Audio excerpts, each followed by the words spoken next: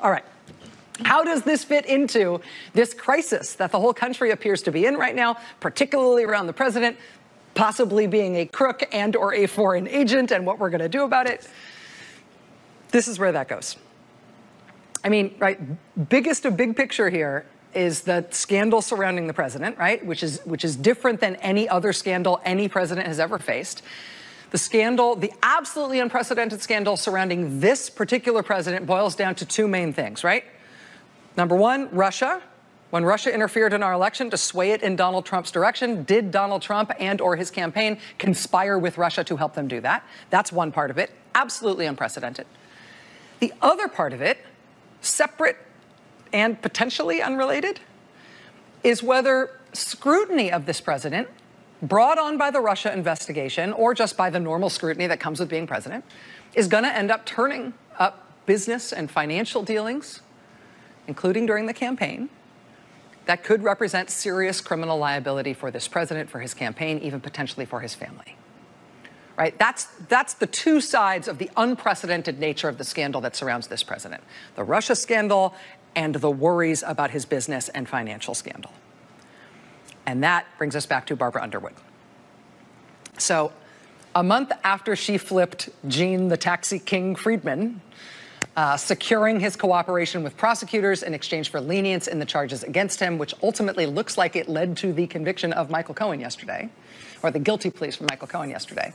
Just 1 month after she flipped Gene Friedman, Barbara Underwood filed a civil lawsuit, this civil lawsuit, on behalf of the people of New York against President Trump's charitable foundation. You can see there at the top, the people of the state of New York, by Barbara D. Underwood, Attorney General of the state of New York, against Donald J. Trump, Donald Trump Jr., Ivanka Trump, Eric F. Trump, and the Donald J. Trump Foundation. Quote, for more than a decade, the Donald J. Trump Foundation has operated in persistent violation of state and federal law. This pattern of illegal conduct by the foundation and its current members includes improper and extensive political activity, repeated and willful self-dealing transactions, and failure to follow basic fiduciary obligations or to implement even elementary corporate formalities as required by law. Lawsuit filed by Barbara Underwood against the Trump Foundation, alleging that before Trump ran for president, he used his foundation as a fake charitable enterprise that really only benefited himself.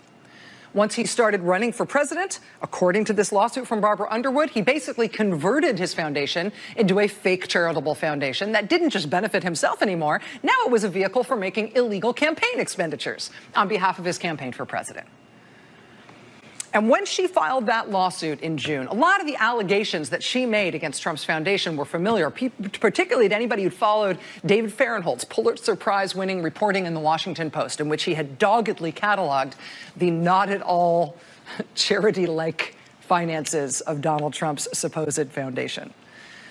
But in this lawsuit, Underwood added some very specific evidence, including dropping pictures of some of it right into the text of the lawsuit.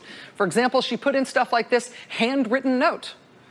See that on the right side of your screen there? It's handwritten on Donald J. Trump stationery, written in Donald J. Trump's very recognizable handwriting, his signature all caps style, written with a Sharpie, to Alan W., Alan Weiselberg, the money guy at the Trump Organization.